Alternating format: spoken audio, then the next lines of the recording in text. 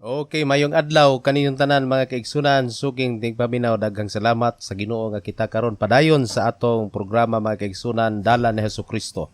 Ang matag usa kanato nakapahigayon na sa inyong tagsa-tagsa ka mga pagpangandam atol sa pagsaulog sa kasaulugan sa pagkatao sa atong Ginoo Kristo. Hapit na gid ang 25 mga kaigalaan.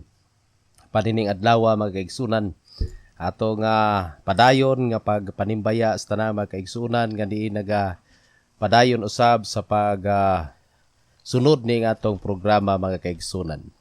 Atong gipasalamatan ang Ginoo nga ning adlaw aton na usab nga tun-an ang daghang mga butang nga diin gikatudlo sumala sa balaang kasulatan.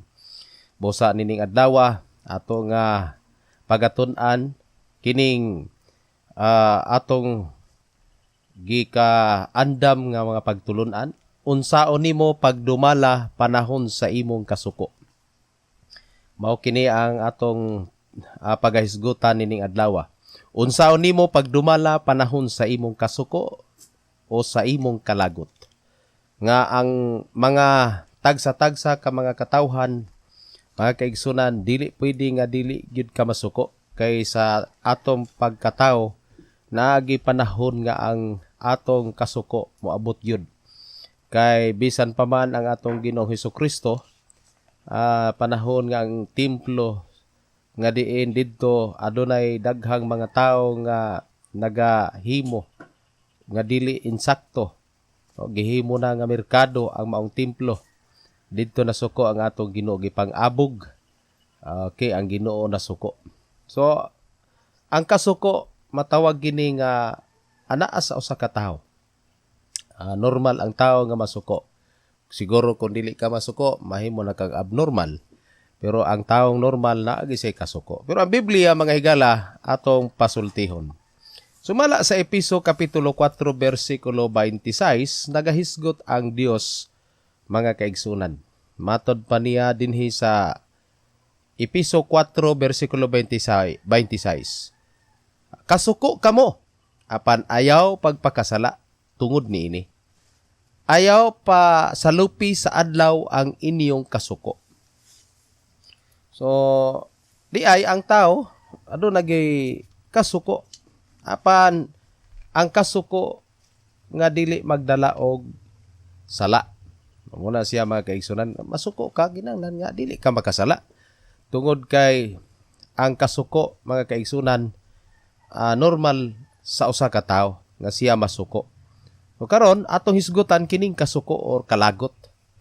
Unsa may hinungdan ngano nga masuko man ang tawo?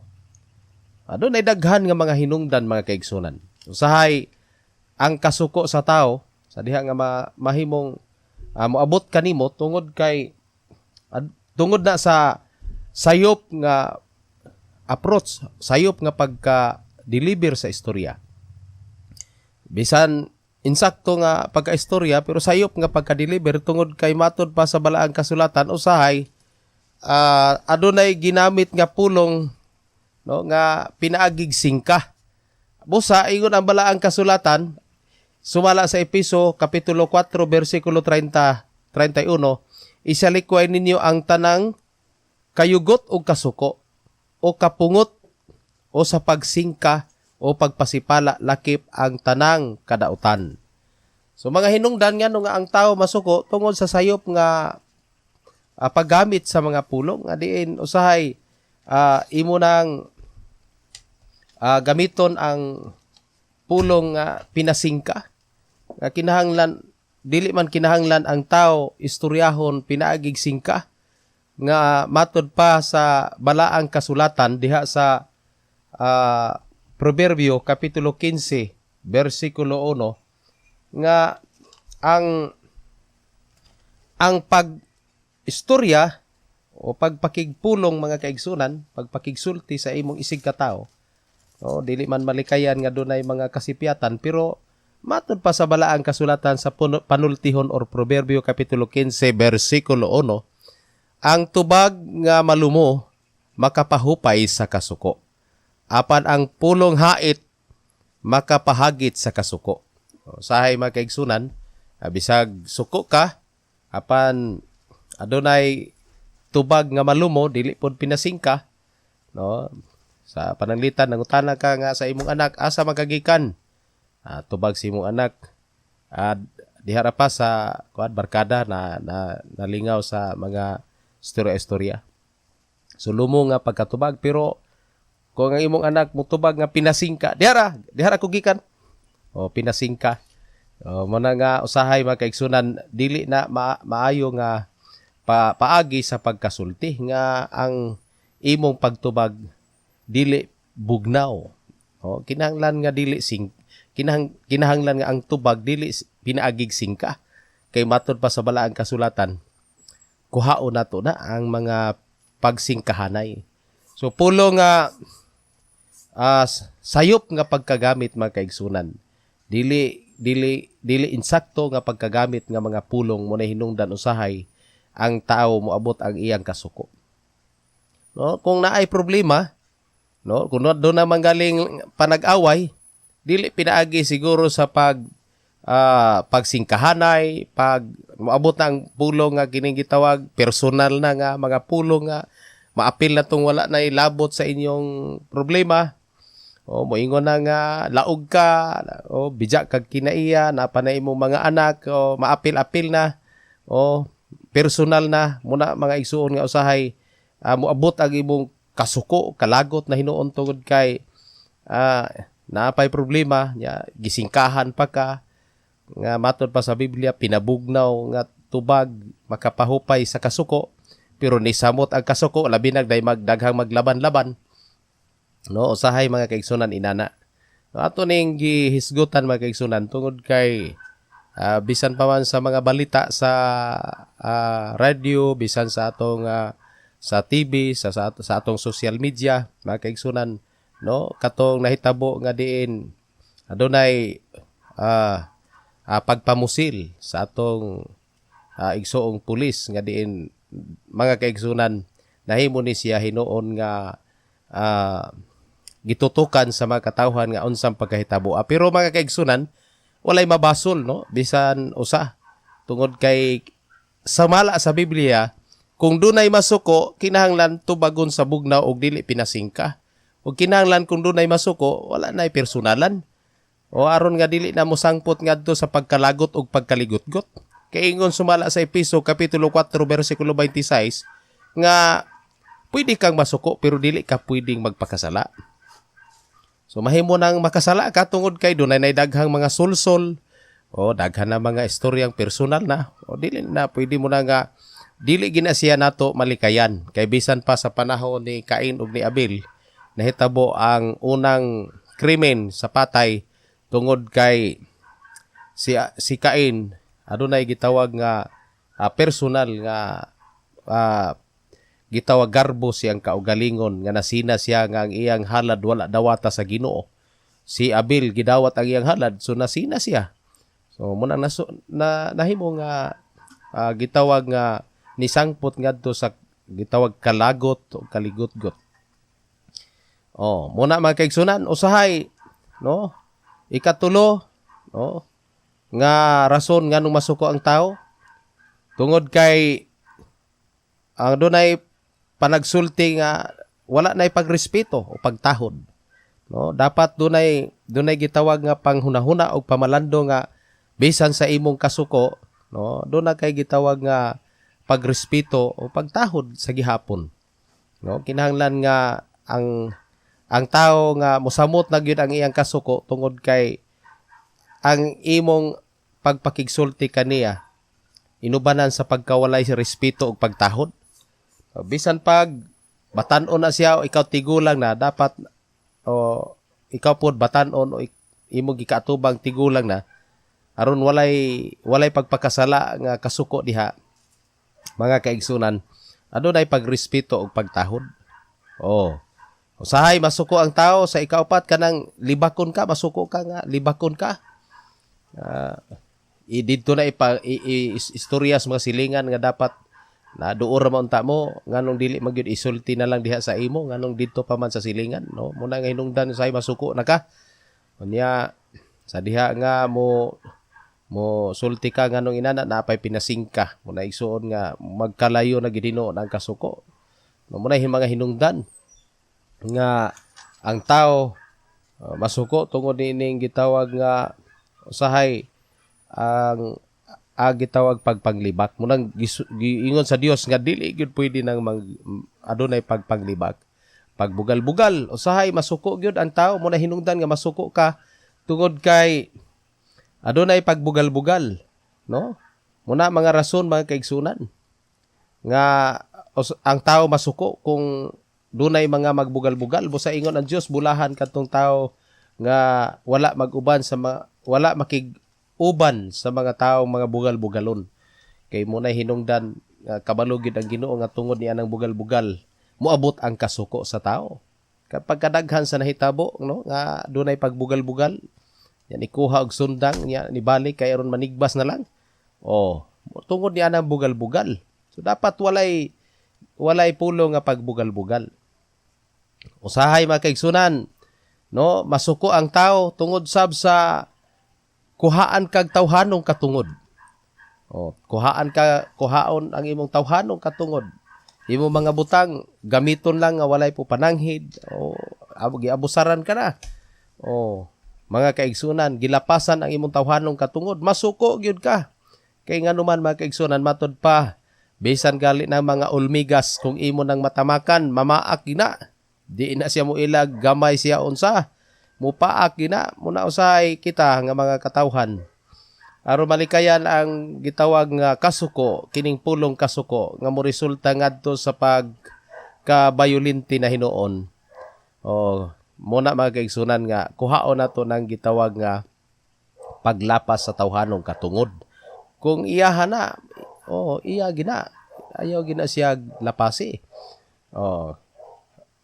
Mga kaigsunan nga diin bisan pa man, no? Masuko ang tao kung adunay gitawag pagpanglupig. So sama ra gihapon kuhaan kag tawhanong kuhaan ang imong tawhanong katungod og kining gilupigan ka. Muna na siya mga kahigalaan ang mga rason daghan pa, no, nga mga hinungdan ngano nga moabot ang gitawag kasuko, kaligutgot ug moresulta ngadto sa bayulinti na hinuon nga gitawag nga panghitabo.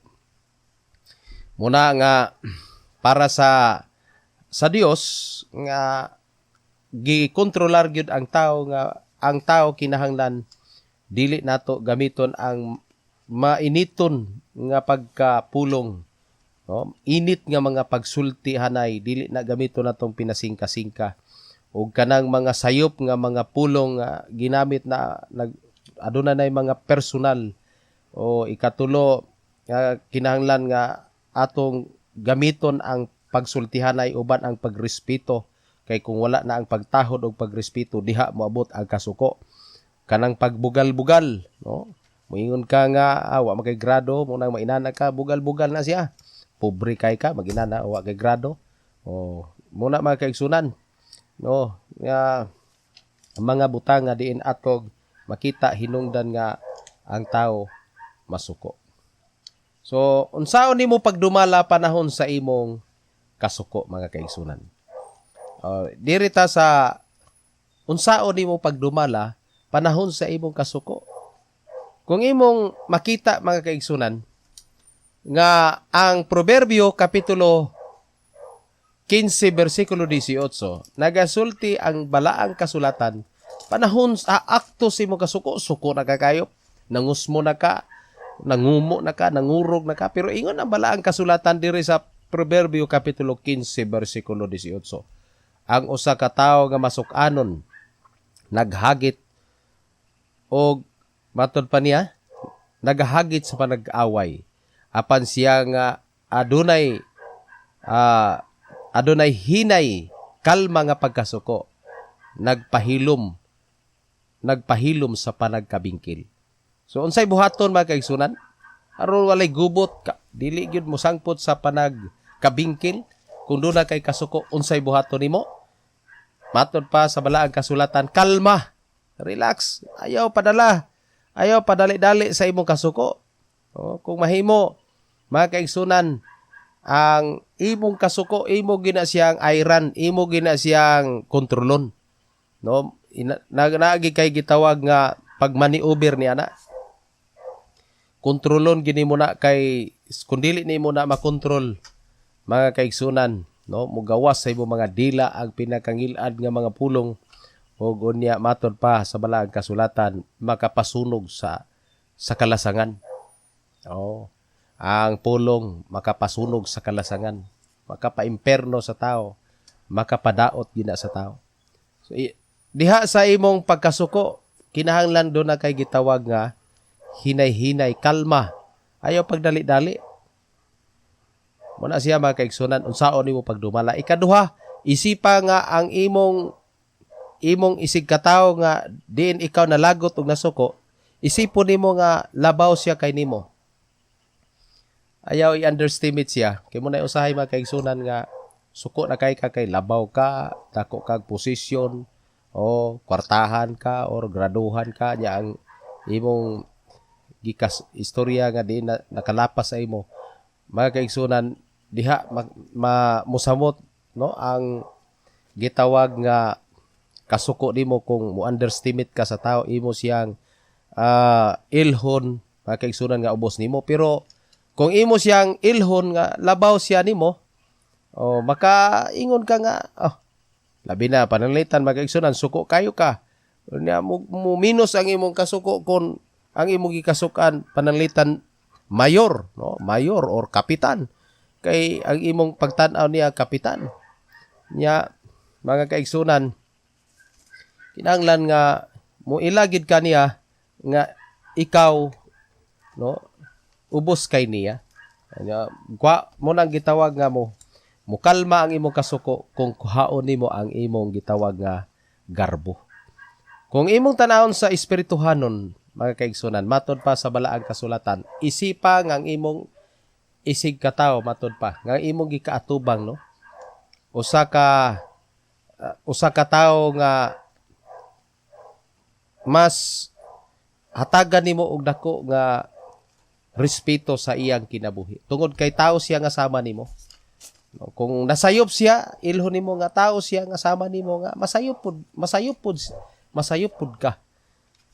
Usahay diha na mosamot ang imong kasuko kung naghunahuna ka nga hingpit ka nga tao.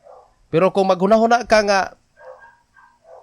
ang imong gikasukan tao siya nga sama nimo nga ikaw pud masayop pud ka, makasala pud ka, mahimo nga makontrolar nimo ang imong kasuko, makahunahuna ka, no? Tao ra man pud ko nga sama niya.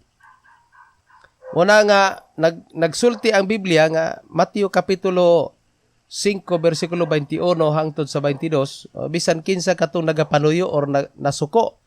No, unya magagamit siya ag pulong nga muingon siya nga buang ka, kuanggol ka, matod pa sa Biblia. Mahiagom ka sa Sanhedrin o sa imperno. So kinahanglan masuko ka, mga kaigsunan, kontrolo nimo ang imong kaugalingon, mga pulong nga dili ka magpasulabi. No, isipa nga ang imong gikaatubang, no, malabi na kung naay mga posisyon sa atong nasod o sa atong katilingban, kapitan or pulis, mga kasundaluhan. No, kinahanglan nga mubaton po ta og gitawag pagrespeto, pagtahod. Nya kuan gyapon vice versa mga kaigsunan. Kung naa ka sa posisyon sa atong panggobyerno, isipa usab nga kanang imong gikatubang, imo na siyang labaw pud na nimo. Kay kung maghunaw na ka nga naa ako sa posisyon, naa ako sa panggobyerno niya, mahimo na hinuon na nga hinigiban sa imong pagkatao nga masuko na hinong kadi na kamukalma kay gusto nimo nga tahuron respetuhon ka. Ingon sa Biblia, kung gusto kang respetuhon, respetuha una ang imong isig katao. Aron respetuhon ka, pagrespeto pod, pagtahod pod. So muna mga kaigsunan, kung mawala na ang pagrespetuhanay o pagtinahuray, muna na mga kaigsunan, musangpot na ang dili maayo nga kasuko. Mahimo na nga kini mo hinungdan nga ikaw mudumot na kaniya, imo na siyang patyon. Na usawan nimo pagdumala mga higala, ang imong kasuko. No, ikaupat, tudloi ang imong kaugalingon nga mo pasaylo ka. Kinahanglan nga matod pa sa Ginoo, kamao gyud ka mo pasaylo. Kay ikaw kung dili ka kamao mo pasaylo, dili pud ka pasayloon sa Ginoo. Tudluan gini mo ang imong kaugalingon nga mo pasaylo ka. Muna siya mga kaigsunan, no? Nga mo pasaylo gid ka sa imong isig ka tao. Ikalima mga kaigsunan, unsaon nimo pagkontrol ang imong kasuko? Unsaon nimo pagdumala? Hinumduman nimo nga ang Dios mao'y tag-iya sa panimalos. Siya mao ang muhatag og balos, no, kung unsa may naa sa imong isig ka tawo na sayop man siya nimo, ayaw kumkuma ang panimalos. O mga kaigsunan, naay atong gitawag nga panggobyerno nga naghatag og gitawag paghapsay, paghusay sa maong mga komplikado o mga kabingkil, no, moadto kag purok leader, nya kun di gid madala adto kag kapitan, di madalas kapitan adtog lupon, pag di na madalag lupon adtog pulis, pag di madag pulis adto na dayon ka sa paggamit og mga abogado. O kay ngano man di na madala, di na masitol mga kaigsunan, wala nay amicable settlement mga kaigsunan sa maong problema kabingkil. Naay proseso, dili nimo kumkumon ang maong balaod. Pero akto sa imong kasuko, na di ka kamao mo kontrol ni ana, mga kaigsunan mo sangpot na sa dili maayo. Nga ulahi ana magbasol ka. Daghan kayo nga nahitabo mga kaigsunan nga sa akto siyang kasuko, siyang kalagot, naghimo siya dili maayo, pero sa pagkatapos niya na mga kaigsunan nagbasol siya nganong iyang nahimo. Apan matod pa sa panultihon nga sa ato mga ginikanan nga walay pagbasol nga maguna. Ulahi ginapirmi ang pagbasol. So ning nga kabuntagon mga kaigsunan, ang atong kasuko kinahanglan kamao gyud ta magadumala. So muna atong hinumduman, no, nga ang atong kasuko ato ni siyang makontrolar pinaagi sa atong pagtamod sa balaod sa Ginoo, pinaagi sa pagtamod sa balaod sa atong panggobyerno, nga diin mga kaigsuunan dili nato pwede nga dumalahon ang atong kasuko, no, pinaagi sa atong kinaugalingon nga balaod, kay doon na tayo mga balaod nun nga ginasubay. Apan dili ni siya mapugnan, kay nahitabo ni bisan sa panahon ni Abel o ni Cain, tungod kay ang kalibutan mga kaigsunan, inaana gid siya ang atong makita ang gitawag nga kahimtang sa kalibutan, nga diin aduna nay gitawag nga walay pagkontrolar kung gawas kung ikaw nakabaton ka og Kristo sa imong kinabuhi, nakabaton ka Ginoo sa imong kinabuhi mga kaigsunan. Lahi ra gid kayo kung duna kay gitawag Kristo sa imong kinabuhi, si Hesukristo sa imong kinabuhi. Kay makasubay ka sa dalan nga sama kang Kristo, nga ang imong kinabuhi puno sa pagkamapaidumsanon, puno sa pagkakalma nga klase sa kinabuhi.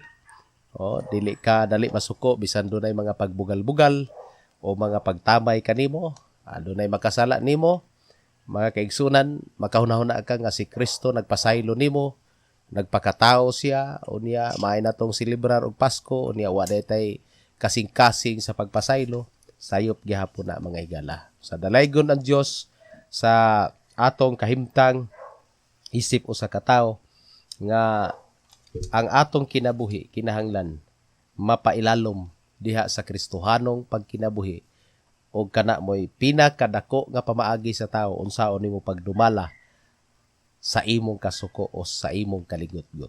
Dalaygon ang Dios nining adlaw, ug daghang salamat sa inyong pagpaminaw.